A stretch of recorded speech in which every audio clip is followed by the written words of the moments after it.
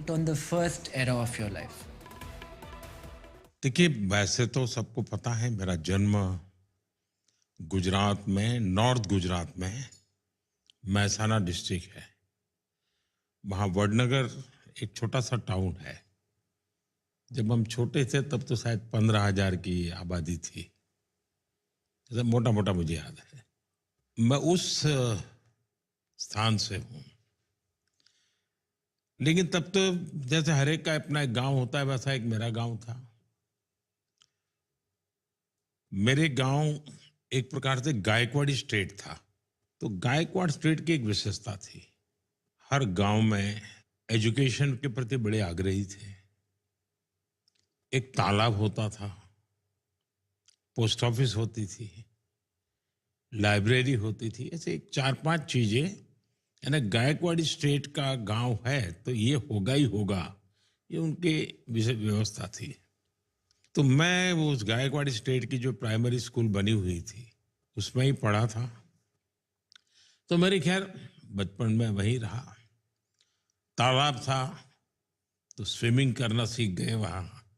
मैं मेरे परिवार के सबके कपड़े मैं धोता था, तो उसके कारण मुझे तालाब जाने की इजाज़त मिल जाती थी।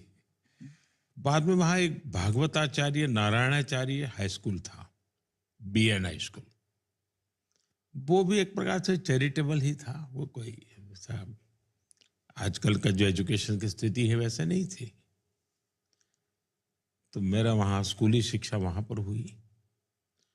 उस समय ये 10+2 नहीं था, 11वीं कक्षा हुआ करती थी। मैंने कहीं पढ़ा था कि चाइनीज फिलोसोफर ह्यूएन त्संग वो मेरे गांव में रहे थे, तो उस पर एक फिल्म बनाने वाले थे। Hmm. तो मैंने उस समय शायद उनकी यहाँ एम्बेसी को या किसी को चिट्ठी लिखी थी कि भाई आपने ने कहीं पढ़ा है कि आप ह्यूएन त्संग के लिए फिल्म बना रहे हैं, तो मेरे गांव में वो रहते थे, आप उसको भी जिक्र कहीं करना। ऐसा करके मैंने कुछ प्रयत्न किया था। वो बहुत साल पहले की बात है। उसके पहले मेरे गांव में एक रसिक भाई दवे करके थे। वे कांग्रेस के लीडर थे, थोड़े समाजवादी विचार के भी थे, और मूल वो सौराष्ट्र के थे और मेरे गांव में आकर के बसे थे। वो हम स्कूल को बच्चों को कहते थे कि देखो भाई, तुम कहीं पर भी जाओ और कोई भी पत्थर तुम्हें मिले जिस पर कुछ लिखा हुआ हो या कहीं कुछ उस पर नक्काशी की हुई हो, तो वो पत्थर इकट्ठे करके स्कूल के इस कोने में डाल देना। धीरे धीरे वो बड़ा ढेर हो गया था। लेकिन तब मुझे समझ आया कि उनका इरादा ये था कि ये बहुत पुरातन गांव है, यहाँ के हर पत्थर में कोई न कोई स्टोरी है। इकट्ठा करो, जब भी कोई व्यक्ति आएगा तो इसको करेगा। शायद वो कल्पना रही होगी। तो मेरा भी ध्यान उस तरफ गया। 2014 में जब मैं प्रधानमंत्री बना तो स्वाभाविक दुनिया के लीडर्स एक कर्टसी कॉल करते हैं। तो चीन के राष्ट्रपति शी, उनका कर्टसी कॉल आया, शुभकामनाएं वगैरह वगैरह बातें हुई। फिर उन्होंने खुद ने कहा कि मैं भारत आना चाहता हूं। मैंने कहा बिल्कुल स्वागत है आपका, आप जरूर आइए। तो कहा लेकिन मैं गुजरात जाना चाहता हूं। मैंने कहा तो और अच्छी बात है। तो उन्होंने कहा कि मैं तुम्हारे गांव वडनगर जाना चाहता हूं। मैंने कहा वो क्या बात है, आपने यहां तक का कार्यक्रम बना दिया है। बोले तुम्हें मालूम है क्यों? मैंने कहा नहीं, मुझे मालूम नहीं। तो बोले मेरा और तुम्हारा एक स्पेशल नाता है। मैंने कहा क्या? ह्यूएन त्संग जो चाइनीज फिलोसोफर था, वो सबसे ज्यादा समय तुम्हारे गांव में रहा था, लेकिन वापस जब आया चाइना तो मेरे गांव में रहा था। तो बोले हम दोनों का ये कनेक्ट है। और अगर आप अपने बचपन बचपन के बारे में और चीज़ें याद करें, जब आप छोटे थे क्या आप अच्छे स्टूडेंट थे? आपके ऐसा तो इंटरेस्ट क्या थे इस टाइम पे? मैं एक बहुत ही सामान्य विद्यार्थी रहा। मैं कोई किसी भी प्रकार से कोई मुझे नोटिस करे ऐसा नहीं था। हम्म, लेकिन मेरे एक टीचर थे वेलजी भाई चौधरी करके, वो मेरे प्रति बहुत वो रखते थे। तो एक दिन वो मेरे पिताजी को मिलने गए थे। हम्म, मेरे पिताजी को कह रहे थे इसके अंदर इतनी टैलेंट है, लेकिन ये कोई ध्यान नहीं केंद्रित करता है, ऐसे ही है, जबाती बातें की चीजें करता रहता है। हम्म, तो बोले हर चीज इतनी जल्दी ग्रास्प करता है, लेकिन फिर अपनी दुनिया में खो जाता है। हम्म, तो वेलजी भाई की मुझसे बहुत अपेक्षा थी, मेरे वो वेलजी भाई चौधरी की। तो मेरे टीचरों का मुझ पर प्यार बहुत रहता था, हम्म, लेकिन मुझे ज्यादा पढ़ना है, अगर उसमें कंपटीशन का एलिमेंट है हम्म, तो मैं शायद उससे दूर भागता था। मुझे कोई उसमें रुचि नहीं थी। ऐसे ही परीक्षा पास कर लो भाई, निकाल दो। हम्म, ऐसा ही रहता था। लेकिन और एक्टिविटी में बहुत करता था। हम्म, कुछ भी नई चीज है तो उसको तुरंत पकड़ लेना। हम्म। ये मेरा नेचर था। सर, आपके कोई ऐसे बचपन के दोस्त हैं जो अभी भी आप टच में रहते हैं? ऐसा है कि मेरा मेरा केस थोड़ा विचित्र है। हम्म, बहुत छोटी आयु में मैंने घर छोड़ दिया।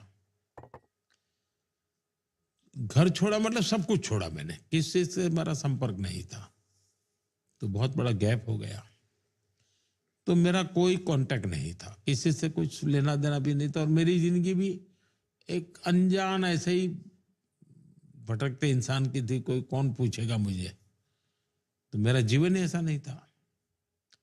लेकिन जब मैं सीएम बना तो मेरे मन में कुछ इच्छाएं जगी।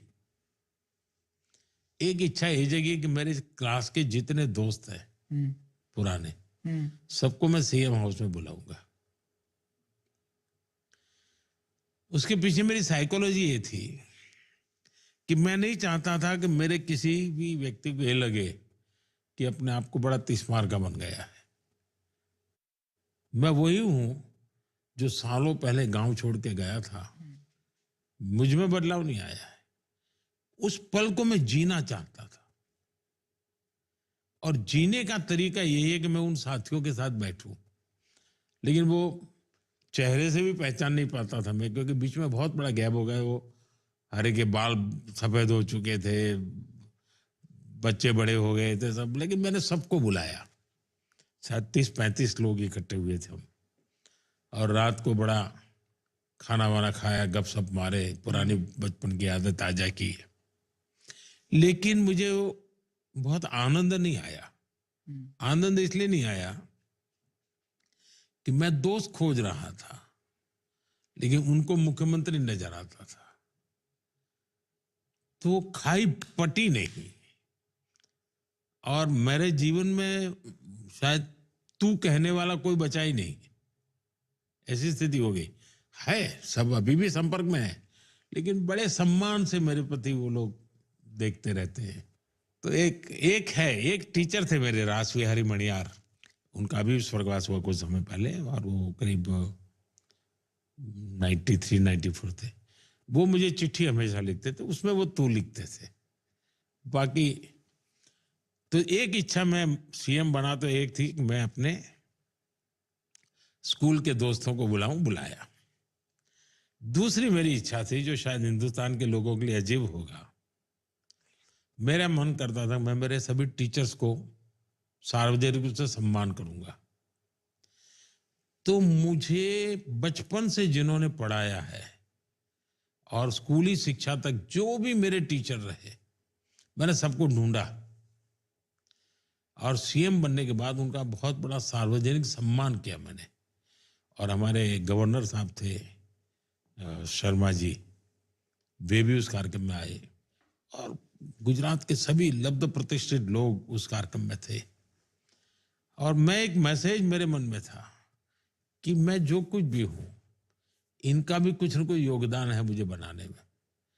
कोई मेरा बाल मंदिर के टीचर रहे होंगे, कोई सबसे बड़ी आयु के टीचर 93 ईयर के थे, करीब 30-32 टीचर्स को बुलाया था और उनका सबका मैंने सार्वजनिक रूप से सम्मान किया। आप हमसे मिले थे एंड दे टोल्ड अस कि you have 15 minutes alone with him, but आप 1 घंटा बैठे थे। एंड अगर आपको याद है तभी भी मैं आपको सवाल ही पूछ रहा था। I think it's easier to ask questions then give answers. और मैं आपको ऐसी भी चीज़ें बता रहा था कि ये जो हो रहा है शायद अच्छा नहीं है, वो जो हो रहा है शायद अच्छा नहीं है, और आप सुन रहे थे। अगर आप, if you have to think कि there is some category of people और some age group of people in society जिससे आपका कनेक्शन बहुत स्ट्रांग है, अगर आप एक एज ग्रुप डिफाइन कर सके तो वो कौन सी होगी? तो मेरे लिए बाय एंड लार्ज कहा जाता था कि भाई नरेंद्र भाई को ढूंढना है तो कहाँ ढूंढोगे? तो जहाँ 15-20 नौजवानों के बीच में ठहाके मारता होगा तो बोले वहीं खड़ा होगा वो। तो वे भी एक छवि थी मेरी। तो इसलिए शायद आज तो मैं हर क्षेत्र से, हर उम्र से